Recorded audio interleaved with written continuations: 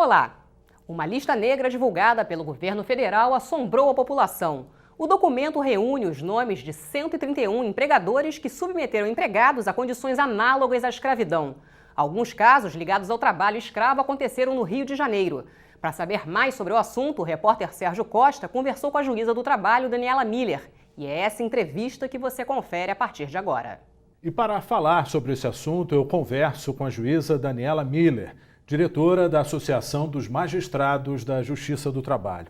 Doutora, como é que a gente consegue caracterizar o trabalho escravo? O trabalho escravo hoje em dia, contemporâneo, ele muitas vezes você não vai encontrar o trabalhador enclausurado, preso, proibido de sair do lugar dele. Isso é uma situação rara.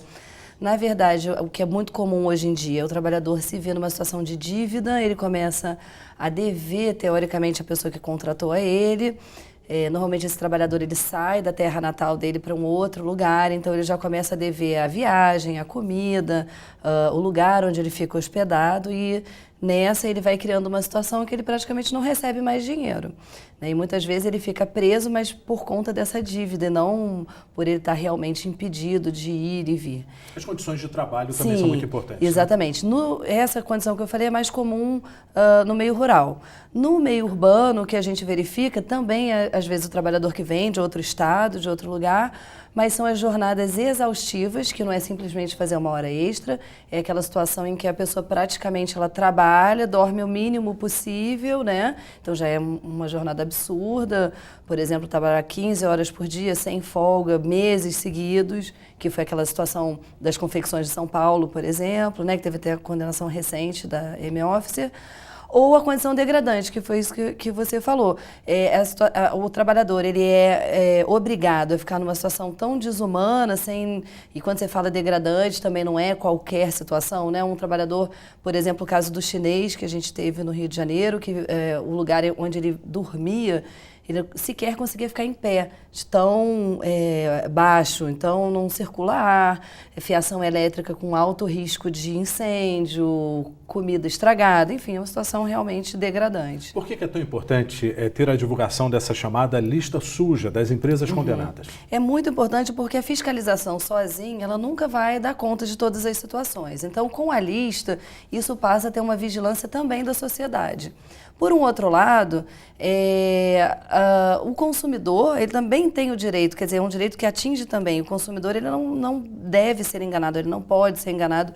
Isso está no Código de Defesa do Consumidor. Então, faz parte dessa transparência que tem essa divulgação, até para que não tenha uma concorrência desleal e o consumidor possa decidir que ele não quer aquele tipo de produto, O que mudaria na prática com a divulgação desses nomes das empresas? Isso, a dificuldade que está tendo, ficou mais difícil, já tem alguns anos isso, é nesse sentido, de você, primeiro, não ter como divulgar certas situações, e essa pressão, porque isso é muito eficiente. A partir do momento que o consumidor, porque toda a finalidade do negócio é ter o lucro que está no mercado, e está bem no mercado. Então, quando você não tem essa divulgação, esse tipo de pressão que é muito importante, muito eficiente, para que não tenha essa situação extrema, Porque o trabalho escravo ele é uma situação extrema. Você tem situações no dia a dia que podem não ser exatamente o correto, mas ali você está falando de uma situação que não deve acontecer. O que mais surpreende numa prática desse crime, por exemplo?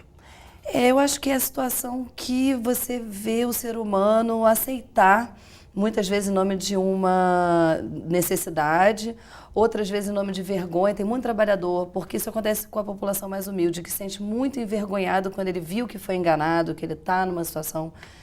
Então, realmente eu acho que a condição degradante, quando você se depara, você vê a pessoa, por exemplo, situações concretas que a gente já viu, esse do chinês, ou trabalhadores são trazidos para a construção civil, dormem em cima de papelão, não tem um sanitário sequer, uma água. Então, isso eu acho que é o mais chocante mesmo. Agora, essas fiscalizações precisam da participação de um juiz de trabalho, não é isso? Bom, não é assim hoje em dia, né? Nós acreditamos que seria uma medida importante para dar mais efetividade, porque o que acontece? Como eu disse, é muito comum o trabalhador vir de fora, ou de fora do estado ou até de fora do país, né? Aqui. Então, nesse momento do flagrante, quando chega, por exemplo, uma força-tarefa da fiscalização do trabalho, do Ministério Público, tem muitas provas que se perdem. E a gente entende que a presença de um juiz garantiria uma produção de prova ali, ele já poderia fazer laudos, fazer uma inspeção que garanta, né? Porque depois é muito difícil você conseguir trazer essas testemunhas, você recompor aquele quadro, né? E também até tomar atitudes, de repente, práticas, como liberar o seguro-desemprego para aquela pessoa, enfim, algumas situações já que poderia... tem uma experiência sendo Pará, que eles têm uma vara itinerante que vai ao local que o trabalhador está, né? O Brasil já ganhou prêmio em relação ao combate exatamente. ao trabalho escravo. Como é que está essa relação dentro do território nacional?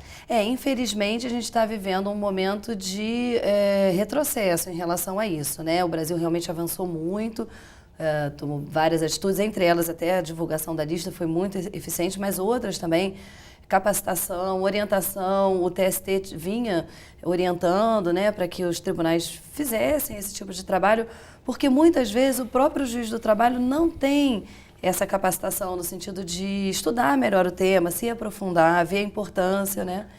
Infelizmente, nos últimos anos, no último ano mais notadamente, isso tem retrocedido. Muito obrigado pela sua participação. Voltamos ao estúdio. E o Câmara Rio Notícias especial de hoje fica por aqui. Até a próxima!